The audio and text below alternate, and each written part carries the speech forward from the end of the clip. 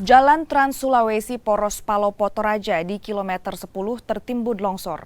Warga pun terpaksa mencari jalur alternatif untuk bisa melalui jalur tersebut.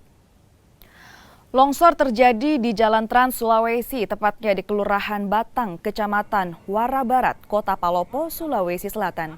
Agar akses jalan bisa dilalui, Balai Besar Pelaksana Jalan Nasional menurunkan 1 unit alat berat untuk memindahkan material longsor. Sementara itu, warga yang ingin melintas terpaksa mencari jalur alternatif dengan mendaki dan menuruni perbukitan yang tak jauh dari lokasi longsor. Akibatnya, sejumlah warga kelelahan dan 1 diantaranya sempat pingsan saat melintasi jalur alternatif tersebut.